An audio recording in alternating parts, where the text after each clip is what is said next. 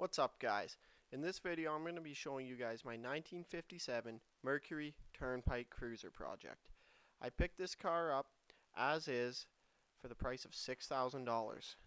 Did I pay too much? Well, only time will tell as I take it apart and find all the hidden problems underneath this paint job, which already appears to be failing. These cars were made for 2 years from 1957 to 1958. And in Canada they were sold under the Monarch name, not the Mercury name, from what I could find online. This car is a Mercury, which I found up here in Canada, and this fact that these are only sold for 2 years is going to make finding parts very difficult. As you can see here, the hood has some bubbling under the paint, which shows that it was probably some rust trapped under there during the paint job.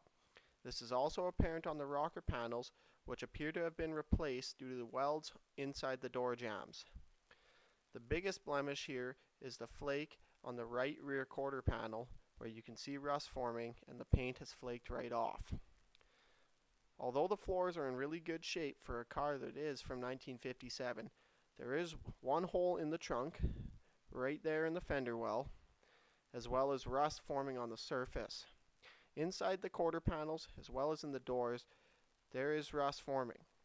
You can see they sprayed some form of undercoating on there when they redid this car, or maybe that was factory, I'm not sure, but that has trapped moisture behind it and led to more problems than it prevented. Although this car has some rust, I think it's in pretty good shape for a 57. Hopefully I don't find too much Bondo under the paint. Inside the car, the interior was stripped completely. The seats are in really rough shape, and a lot of the interior pieces appear to be damaged or not working properly.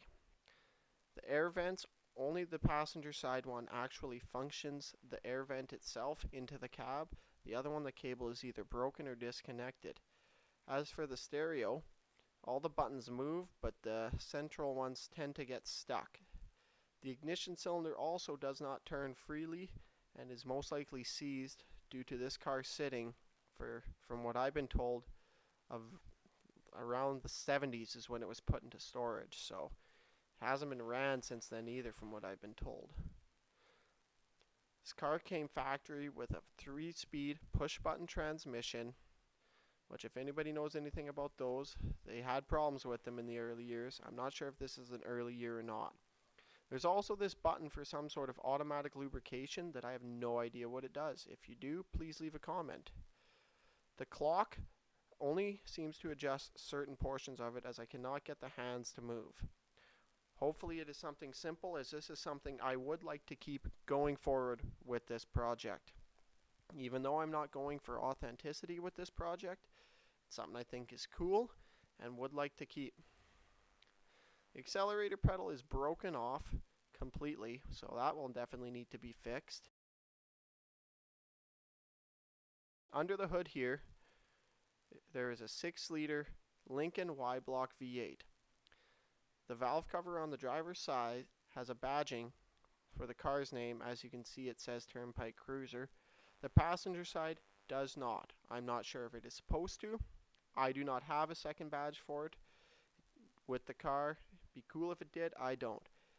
I got the car shipped with no oil in it, so whether or not it leaked out or it was parked with no oil, I don't know. It appears some work was being done to the engine though, as the radiator's out and most of the spark plug wires are disconnected. It is not seized.